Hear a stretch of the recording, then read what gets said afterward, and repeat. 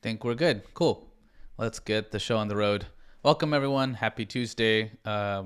Great to be here and excited to talk about Jinja templating in Superset, kind of a somewhat maybe underutilized feature in Superset, but a very powerful one. And yeah, so hopefully this is helpful to people, and we can dive right in. So I'll start by doing a short introduction about myself. So my name is Srini Karamati. I'm based in Boston in the United States. I was a committer for Superset for a long time, and I recently am excited to share that I've become a PMC member. So that's exciting. And I've been at Preset now for almost 2 years as a senior developer advocate. Before joining Preset, I spent 7 years in data science and data science education broadly. So I'm generally very passionate about teaching people about data and how to be effective with it, get value out of it. Before joining Preset, I was at DataQuest for people who are in the data science education space. So yeah, I always have this obligatory slide. What is Superset? I'm pretty sure here everyone knows. Superset's a modern open source BI platform. We work with nearly any SQL speaking data engine, support large diversity of chart types, and you can also add your own. So just kind of a general overview. It's been cool to be part of the project now for about 2 years, and I hope to continue being a part of the project and the community. This workshop is hosted by Preset, so I'll do the obligatory plug here. We basically offer a hosted version of Superset. We take Superset and we add single sign-on, SOC 2 compliance. We run the latest and greatest Superset, so we don't wait for major releases. We run kind of the latest master minus 2 weeks. We do a lot of our own QA. We have support, and we have our embedded product now in beta, and we also have hybrid cloud. We were only in public cloud for a while, but we also have hybrid cloud as well in beta right now. If you want to try out Preset, you can go to preset.io, and we have a free forever tier to get started. So that's it for business talk. So let's dive in. So what exactly is Jinja, right? So Jinja it's an interesting idea because I think people who have been in the SQL and the BI space for a while, it's kind of it's a somewhat new coupling into the SQL ecosystem. I do know that other tools, if people here are familiar with tools like DBT, they also have a very powerful integration with Jinja. The simplest way to think about Jinja is it's a templating engine written in Python. And so it lets you kind of define functions, commonly used code snippets, and expose them. And it's especially nice for interlanguage operations. So being able to have Python function in SQL. I think the killer app, generally speaking, for our use case in Superset, but also in SQL landscape in general, is how do we make SQL more dynamic? Basically, improve the dynamicness is kind of my cheeky word for it. Because there are a lot of things. SQL is powerful, but there are a lot of features that just aren't supported in SQL. There aren't for loops in the traditional sense, variables, all these kind of things are kind of missing. And then if you want to bring in context into your query and inject it into your queries, Jinja is kind of a bridge, basically, that enables you to do that. And the convenient thing here is that Superset's already written in Python. Jinja is a templating engine written in Python, so it's kind of a match made in heaven there. Other programming languages also have their own templating engines. But given that Jinja is a popular one, since a lot of data tools are written in Python, so there's kind of just a natural tendency to use Jinja there. So it's very popular. If you go to the website for Jinja, you may not even see much on SQL. It's gonna be completely framed around web frameworks, which is the origins for Jinja. And so here's kind of a before and after, right? So Superset did not always have Jinja templating. It was especially added to add some of this dynamicness and kind of supercharge what you could do with SQL. So here's kind of a concrete example of what the world in Superset looked like before Jinja. So basically the only way, you had two main levers to add more dynamicness to your queries. So one was a virtual data set. So you can specify a query, and it can be any valid query, you can join 30 tables together if you wanted to. As long as your database supported it, Superset will happily service this. And so, and the important thing to remember is at the end of the day, a virtual data set is just a query in Superset. It's called a virtual data set, but it is kind of just powered by a query. You change the query, you change the data set, you change the columns that Superset is aware of. You get the picture. And so you had this virtual data set, but without Jinja, there was kind of no way to make it. You can only do really basic dynamicness from the filter state, basically. So in Superset, we have filters, and in the beginning it was filter box, and now the project has moved on to dashboard native filters. All these work by injecting state that the user is providing, right? So they're saying that I'd like this date range from 2016 January 1st to 2010. And I realized actually I flipped these in this example, so I hope you'll forgive me for that. But so that state is being passed in, and it's powering these values in the outer query, basically, right? So there's it's pretty limited. Only whatever is in the filter state can be passed into the query, and it's usually kind of an outer query type of thing. If you want to do some complicated thing and have more control over where the filter values are being applied in your query, you were kind of out of luck. So you had the filter context, it's injected into the query, that's sent to your database. This is kind of the final query that Superset will create for you, and then you're off to the races. So this is the world with Jinja. You now have more things to pull from. You have user state. So what's the user ID of the person that's logged in? What's their username?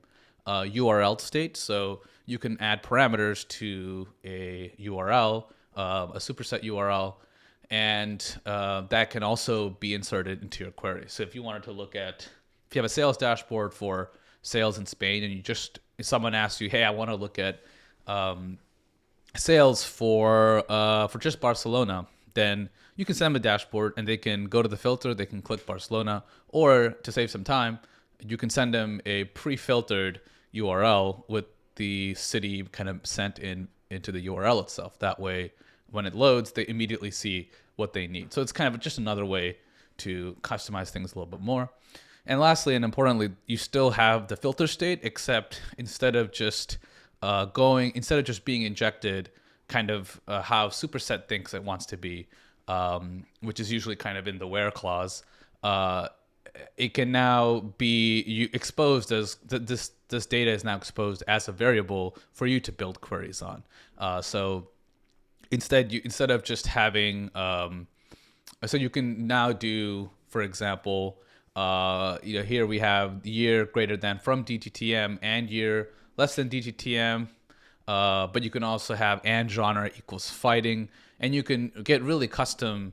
You can really change the query here, right? So if you wanted to do an optional join only when the year is greater than 2015, that's something you can do that you could not do without Jinja. So the same, but besides that, the same thing applies. You're getting context, you're applying it to the query, and it's sent to your database. At the end of the day, the most important thing to remember about Superset, even if you add this dynamicness, everything is a query. At the end of the day, it's going to your database and it's returning results. That's still the simplest kind of mental model to keep in mind.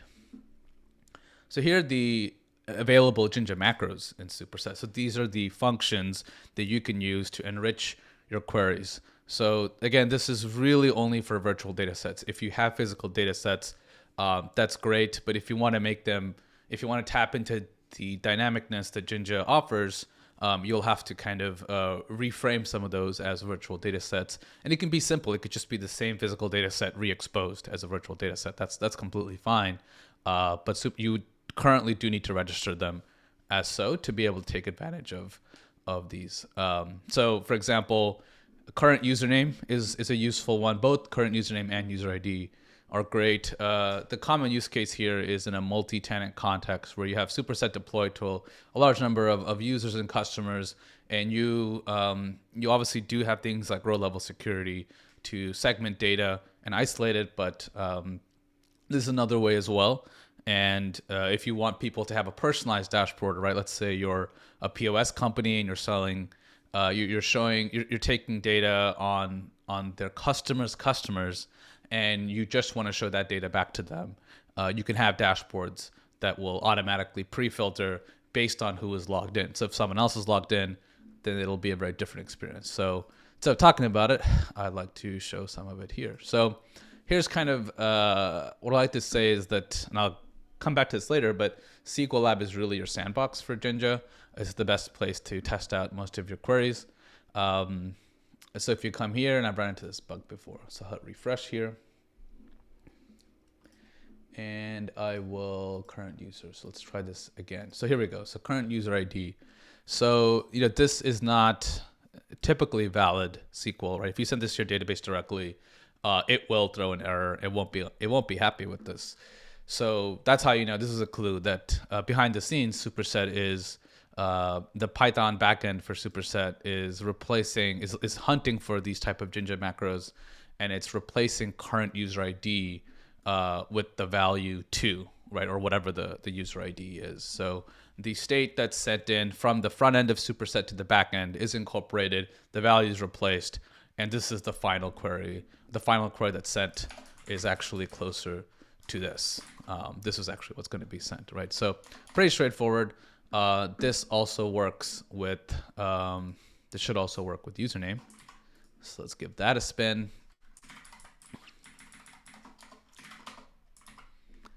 And here we go. So here we go. So this has my auth0 token. And it's truncated. So you can't try to impersonate me, I suppose. But so this is the auth0 token. If you're using some other authentication mechanism, you'll get that. So you can imagine a world where you have data segmented by the username. Usually probably want to use user ID, but you also have username.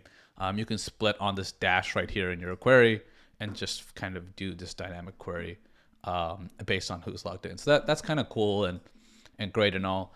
Another cool one that I talked about is custom URL parameters. So I will say right now, as of this morning, there was a bug where this actually wasn't working. I discovered the bug when preparing for this event a few days ago, and I dug up the issue. And since then, Villa, my coworker, has actually worked with, I believe it's someone else internally at Preset to fix this bug. So this bug has the fix rather has just been merged into Superset. So it won't be in an official release for at least a few weeks, but if you do want to enable the functionality, you can share these commits or switch to kind of the bleeding edge master. So this is fixed. It'll be in Superset soon. But yeah, so what you'll be able to do though is be able to embed a URL parameter. So you can do, in the case of the sales dashboard for just Barcelona, you can do something like this, and this will kind of be this value Barcelona will be sent in wherever you have URL underscore param with the apostrophe with the single quote rather of city. So whatever query you form, the value city will kind of be dropped in there. Filter values is a really powerful one. It's probably the most relevant and the most powerful one, to be completely honest. So I'll get to that in just a second. I'll showcase an example of that. I did want to mention that there is another one. There is cache key wrappers. So in Superset, there's a thin caching layer. Most people use Redis for this. If you're using the Docker Compose image, it's using Redis to power caching. And the cache is pretty simple. It's not really meant to be a thick caching layer. And I've written about this on the preset blog, actually. The goal really here is just to provide a last mile caching option. Caching is really hard. You really want to offload that to your database in general. Most modern data warehouses and OLAP databases are happy to have you send as much kind of data and query requests as needed, and they prefer that they handle that because they're kind of the experts there. BI tools struggle to be good at caching. So the way to think about caching is it's kind of the last mile approach. So if you're showing a dashboard to 1 million people and it's truly static, that doesn't need to be populated by a database every single time. And so the cache key is usually calculated as a combination of the chart ID and I believe also the input parameters. So if you're doing like date filtering, so it's a pretty simple cache key, but there is a way with Jinja templating to actually control how the cache key is calculated. It's a little bit advanced, and to be honest, I'm not even an expert on it. I'm hoping to write a blog post about this in the future, and maybe I'll do another workshop on cache keys. If you are curious, I will say that the docs are pretty good for Jinja templating. So we have two sets of documentation. So we have SQL templating on the superset docs, which goes over all the available macros I'm showing today. And then in docs.preset, we also have the same thing with some examples. So what are some use cases, right? So I showed off some of the Jinja macros that are available. What can you actually do with this? There's a few categories. I do think these are the two most common ones I've seen people use Jinja templating for. One is performance.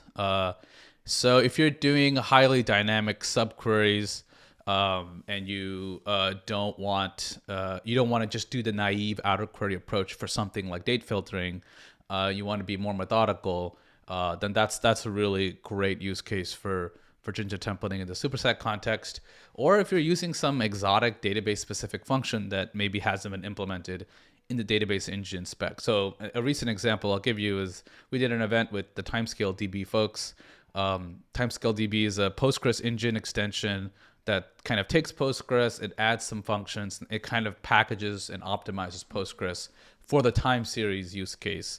And so they don't actually want you to use date trunc, which is the default kind of date truncating function in Postgres. They have their own function. I believe it's called time bucket, which slices date values much more quickly. And so in that case, you don't want to use date trunc because it'll be slow. So if you're querying millions of data points, that's actually going to be a problem. And so until we have a timescale specific database engine spec, which we don't right now, Jinja templating is kind of a escape valve for you because you can just you can avoid using date trunc and instead just use the optimize function. And then the second big use case by far is just turbocharging filters. Basically, it's almost like the filters, the values that people are picking in filters ends up being almost like that plus, the SQL query ends up being almost like a mini dynamic programming app creation environment. You can convert an and filter to an or filter, for example, because by default, when you select multiple values from a filter, like city, let's say, it's going to do an and query, but you can hard code a query that converts it to an or, and I'll give you that example in just a second. You can expose filters that require pivoting data behind the scenes. So if you have 4 columns with different sales data for different countries, but you don't really want people to have to know what the structure of the data is. You just want to expose 4 countries and just let people pick the countries they want without really kind of making sure that maps exactly to the column name in the data set. This is a great example where Jinja templates work really well because you can create a data set with just the country names. You can make it look really pretty and very end user focused. And then behind the scenes, take in whatever input they have and use that to power the query you want. And the user does not need to really know what the column names are and whatever. More complex group by statements is a good one. So we have a video over on our YouTube channel where it's doing a kind of more complicated. It lets you, depending on the type of value that you pick from the dropdown, it does a different type of group by. So that's kind of interesting. And lastly, being able to do things like datetime filter to integer filter. So I'll show this example in the next slide, actually. So here's an example from the video game sales data set where we have, let's see if I can find it. Here we go. So here's an example where the data set we don't have a datetime column for the video game sales data set. So this is an example that I worked on and contributed to Superset Core. So year is actually a big int. So this is Postgres we're talking about. So year is not a datetime or timestamp value. One of these nice juicy, datetime types. It's actually a big int. So a lot of the common datetime operations won't just work out of the box. So the real long-term solution, of course, is to convert this to a datetime or timestamp value. But let's say you have to deliver a dashboard next week and you just can't. And so you have 2 options. One is to convert it using a calculated column. Another option is to use Jinja templating. So in this case here, what I'm doing, I'll zoom in a little bit so you guys can see. So what I'm doing here is actually taking in the user input for the start date, which is called from_DTTM. And all this is in the documentation, so don't worry about writing everything down. And instead of, normally this would be applied just naively, right? You'll just have year greater than from_DTTM. That's just kind of Superset's auto-generated code would do this. It's still an outer query in both cases, but it's not custom at all. But in this case, what I'm doing is I'm saying, actually, I want to do some more work. I want to take the value that the user is giving, the start and the end dates, and I want to cast it, kind of force Postgres to recognize it as a date value, extract the year from the date, and then cast that result as an integer, because again, the year column is an integer, right? So again, is this something you'd really want to do in the real world? Probably not. Like, you probably don't need this level of forced casting and date value conversion, but it's just kind of to illustrate a point here, right? So we have this integer column. We're taking the input date time value that the user is giving us, and we're kind of really forcing it into an integer. So if someone does, 2016 February 13th, it's going to convert to 2013. Just shorten it. And then it's going to be an integer, so it'll be compared. So if you run this just naively, it won't actually work. What you have to do, this is the key, is you need to add parameters. So just to replay that, what you do here is you go to these three dots right here, and you need to click on parameters. So this is how SQLab can work even with Jinja code, because as I mentioned earlier, if you just run with the braces notation for Jinja, you'll immediately get an error because your database won't be happy with the Jinja's syntax. So what you need to do is teach some default values, provide some default values so Superset can augment them, and you can still test, you can still publish this as a virtual data set and not be blocked, right? So this is kind of the escape valve. So here I've hard-coded from DTTM and to DTTM. They're just default values. Ultimately, the final, when this is published into a dashboard, the actual values will be populated by what the user provides, right? Now I'll show all of that. So here we have it, and then you just hit X, you hit run, and this should work. And you'll notice here that, just to show the values, so 2006 to 2010, right? So there shouldn't be any, because this is a strict exclusive greater than and less than, there shouldn't be any values from 2006 or from 2010. It should be between those. And that's exactly what we're seeing, right? 2007, 2008, and if I instead sort by year descending, 2009. So this exactly matches what we expect. So what we do next is then hit explore, and then we would save this as a virtual data set. I've already done that, so we'll actually skip that step this time around. So we head over to data sets. In here we have the filter year. So this is the pre-existing one that I've already published, and just to show you, I'm not pulling any magic. This is the query, right? So at any time, one workaround as well is if you really can't get your query to run in SQLab, you just can't get the parameters to be recognized, you can always just run the valid SQL query. So just, maybe just these first two lines, run it, get the results, and then hit explore. And then Superset will be happy with it. And then you can always go and edit the query later.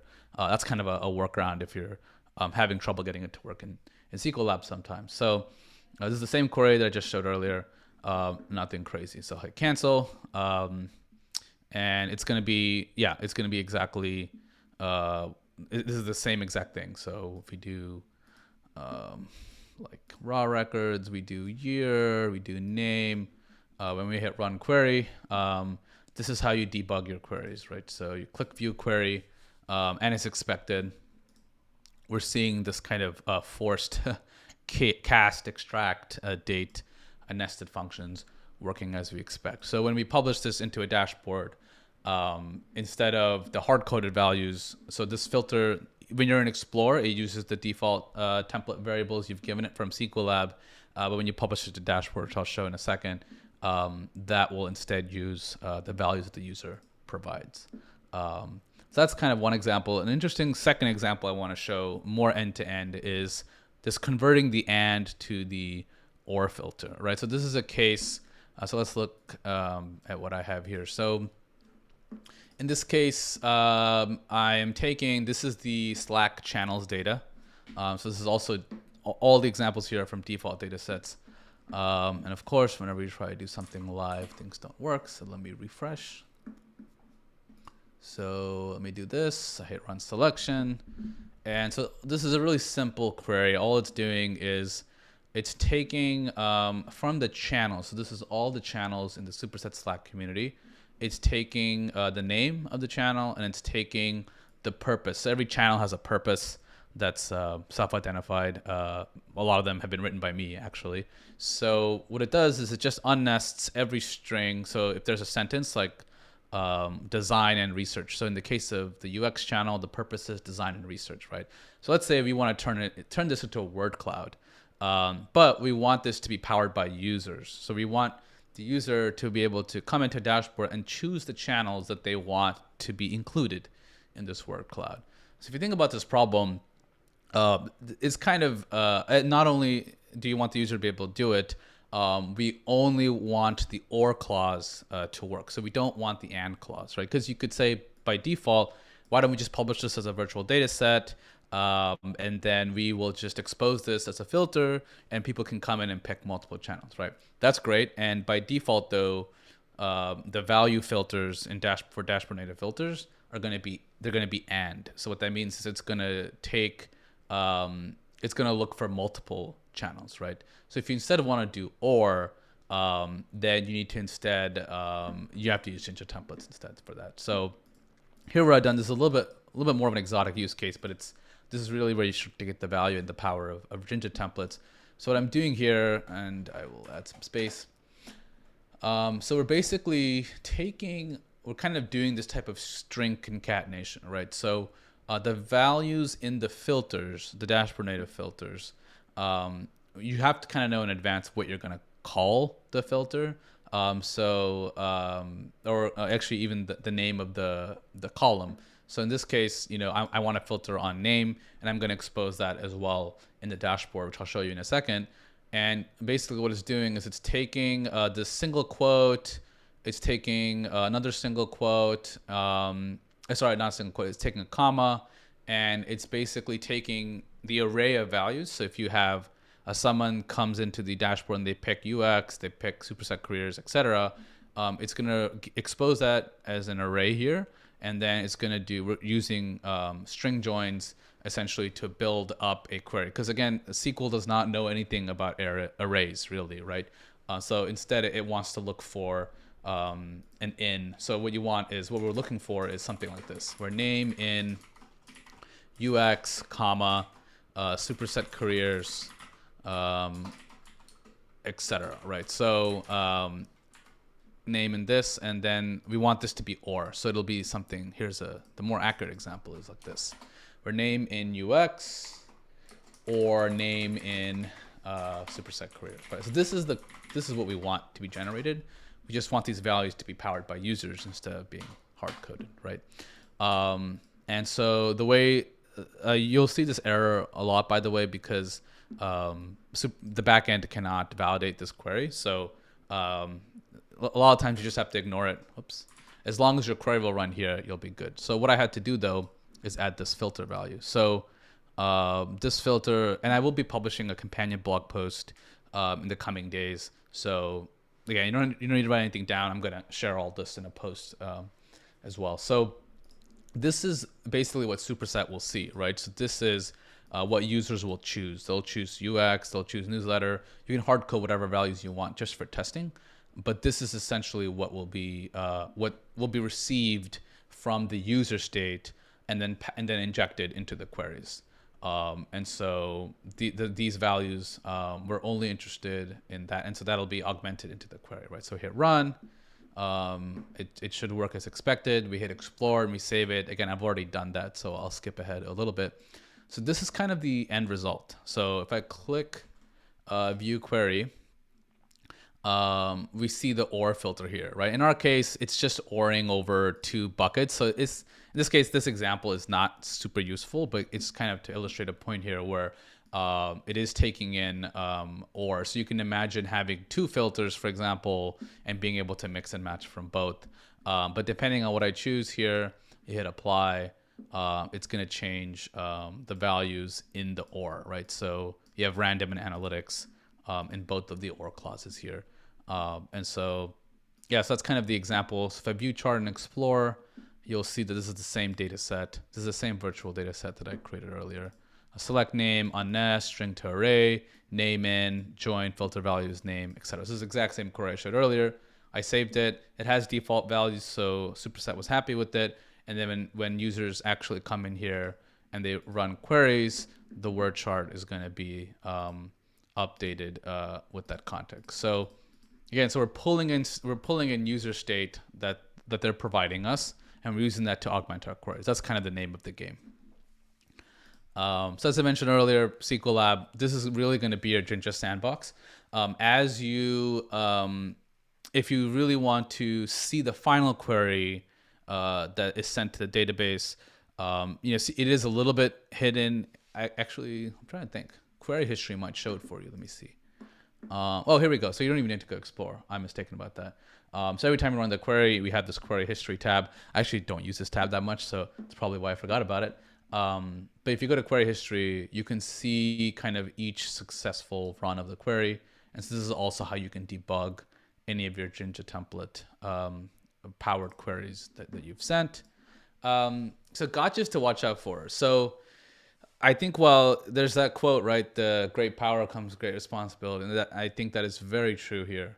So complexity becomes really hard to manage. If you're really kind of doing crazy queries, crazy custom queries, powered by Jinja template, powered by user state, it becomes much harder to debug. When a user hits an issue, it becomes harder for them to debug. Your data infrastructure team is getting kind of a wider spectrum of dynamic queries. It's also kind of a little bit harder for them to manage. So that's definitely something to keep in mind, right? I'll give you kind of a really crazy example here. So in the documentation, there's this example that we added where someone does this really long query. I mean, look, this is like a 40 line query, right? And they're doing this recursive with statement, and then this is all the Jinja template context. So they're going through each filter, and if the filter is an in statement, it's doing this type of query, this type of where statement. And instead, if it's a like instead of an in, it's doing this other one. This is like highly specific, right? And so this, again, the way I would view this is an escape hatch for you, right? If there's some functionality that it's not your underlying data, you can't modify it in time, or a chart is missing some functionality, or a filter is enforcing an and when you really want an or, then Jinja templating is kind of your saving grace, because you don't have to wait for the core superset or your core data to change. You can just kind of program and add this dynamic behavior yourself. And then after this recursive with, then they select from it. So this is a very complicated query, right? So you can imagine, an organization with hundreds of people creating lots of these type of examples and then having hundreds of dashboards. It just gets much more difficult to debug an error because your queries are long and you don't know, is the error in core superset, is the error in the value that's being inputted, or this kind of string concatenation. This type of stuff is also hard to test, right? You run a query, you hope for the best. But if you have really complex if-then branching, you might run into an edge case where you just haven't tested it, and you multiply that across the entire organization, and it can become a little bit of a challenge. So I'd be careful about how you use this. It is very powerful. It does let you be more dynamic. Just be smart about it. So I would avoid really long queries. I would use it for kind of enhancing the experience and in careful ways, and just make sure you've done some good internal education and advocacy here as well. Especially kind of these, right? Avoiding if-then statements that don't terminate. So if you have an if-then branch that just never gets activated, and then it leaves a query with some awkward unfinished SQL syntax, your database won't be happy. So it's pretty easy to enable.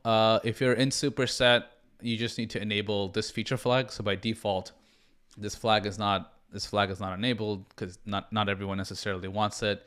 And this is kind of a general theme for Superset because there's a lot of different use cases for Superset that people use it for. Not every feature is just kind of automatically enabled by default.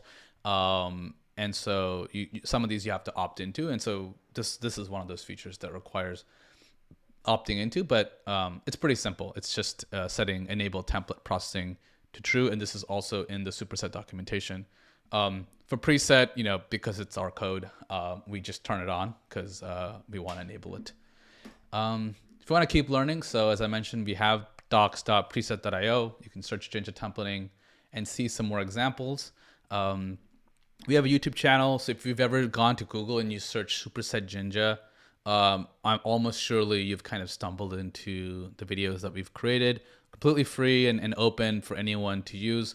Most of the demos are on an older version of Superset, but the principles still apply. I'm hoping to release new ones in the coming weeks. And we also have the Superset documentation, as I mentioned earlier. So this is kind of an introduction and overview of Jinja templating. There's still a lot here, but I hope this was helpful, and I'll be looking at the questions right now. So let's see, Q&A. Raghu asks, can we use Superset to connect to Access database? Not sure I know. I think Raghu means Microsoft Access. I don't think Access is supported. I'm not 100% sure.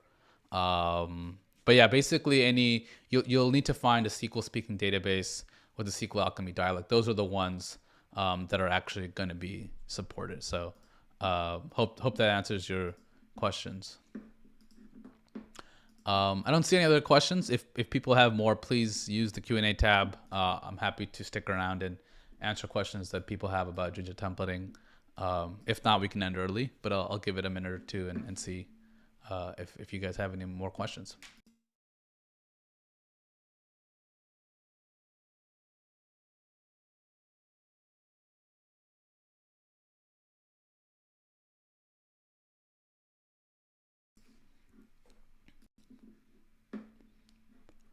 We got one more question. Raghu asks, can we have optional joins like inner or outer with Jinja templates? Yes, you absolutely can. And so the way you can do this is with the if statements. So if you head over to, this is again the Superset docs. If you look here, right, you can do, if you have a brace, percentage, dash, and you'll need to close that as well. The hardest part about Jinja templating, to be honest, is making sure you're closing.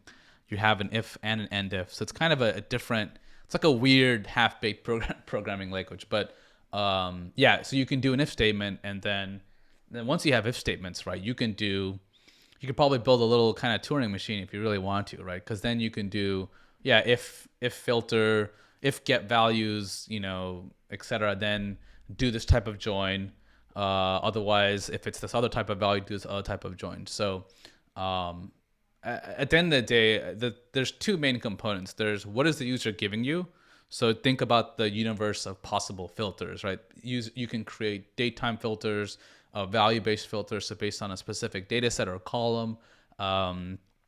There's range filters, so between 5 and 11 or 0 and 1. So those are all kind of potential user inputs. And then if you think about in SQL, you can pretty much you can write any valid query works. So if you take the intersection of those two things, and that, then you have a very powerful setup.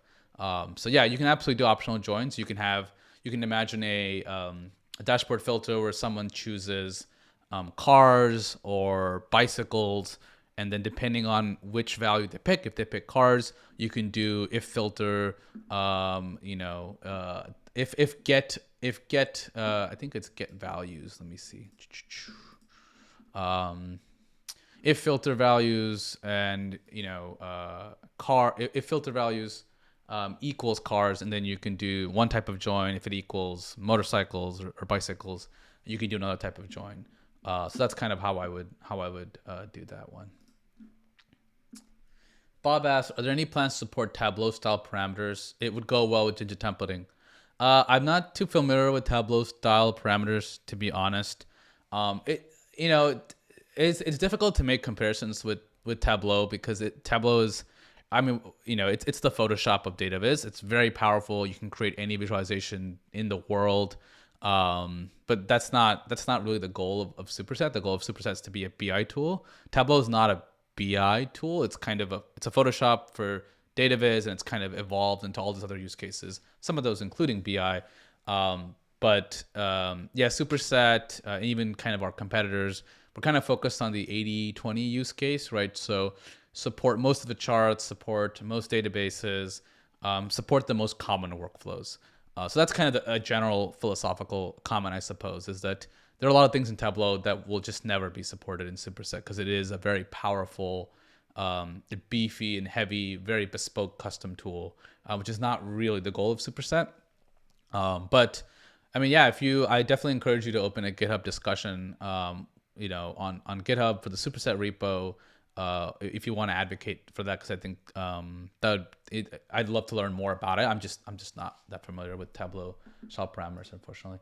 Leandra asks, will the session recording be available? Yep, it will be available. All of our recordings are at preset.io/events.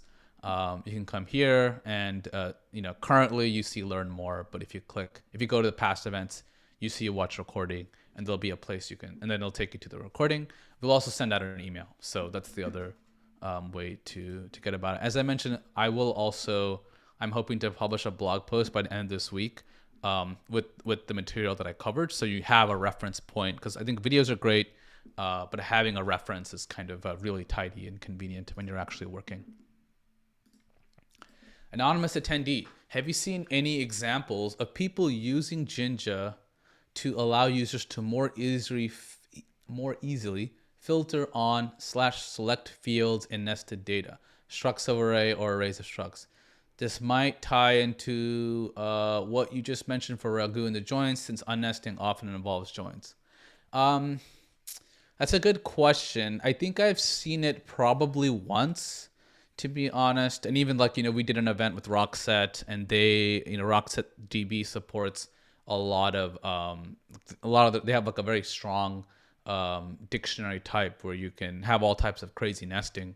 So yeah, you definitely can. I've only seen it in one example, because I would say in general, Superset, a lot of the ways that Superset has been designed and optimized for is for somewhat traditional tabular data, where you have, or tidy data, to use a famous word, right?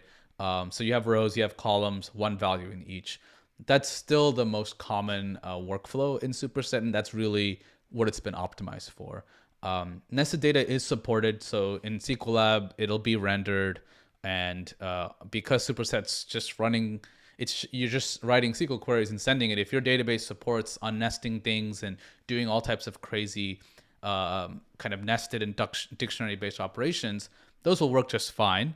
But you will, the charts themselves don't know that much about nested values, so you'll have to kind of unnest and pivot the data into more traditional tabular data for the charts themselves. So in that case, yes, that's really where Jinja actually shines, because you can write virtual data sets, you can write arbitrary queries that's unnesting data and doing all types of crazy manipulation of structs of arrays or arrays of structs, and then you can have user context coming in through Jinja templating, and then your queries are taking in that context and they're augmenting the queries.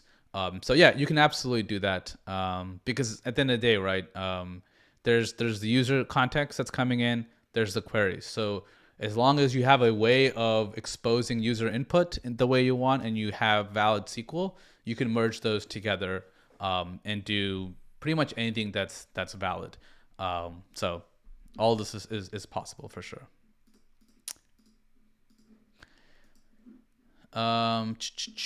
So I'm looking at the chat. Thanks so much. Thanks for the session. I need to step. Have a good day. Okay, cool. I'll stick around if there's any other questions on Jinja templating. Happy to answer. Otherwise, I'll give it a minute and then I'll call it.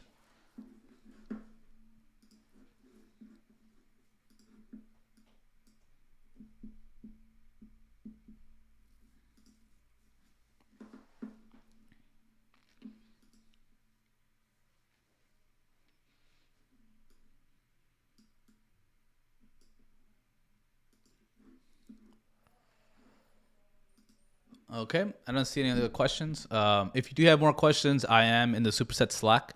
If you're not in our Slack for some reason, I highly encourage you to join. So superset.apache.org/community and click Slack, and you can get an invite. So I'm in the Slack. Feel free to ping me if you have more questions. And yeah, I'm looking forward to seeing what people create with Jinja templating. It's super powerful. Mark has a question. Off topic. Thanks for getting Teradata into the baseline for preset. Can we get our logo on the Apache side as well? Yeah, absolutely. Let's do it. I think this set of logos, to be honest, the logos just live in this folder. Yeah, I mean, doing this live might be difficult, but yeah, there's a folder with all the images. We can add Teradata there, and then it'll show up here. So yeah, Mark, if you wanna ping me, I'm happy to work with you on that, or I might just create a little task for myself to do it. But yeah, let's add Teradata. I know the support has improved in Superset, so that'd be great to have. Mar, how do I ping you? If you're in the Slack, are you in the Superset Slack? You can message me there, or you can shoot me an email. I just pasted my email. It's srini@preset.io. Great. I think that's it. Great to see everyone. Thanks for coming. I hope this was useful. We will have the recording. We will share out the blog post as well. And yeah, that's it. Happy Tuesday. And I hope everyone has a good rest of the day.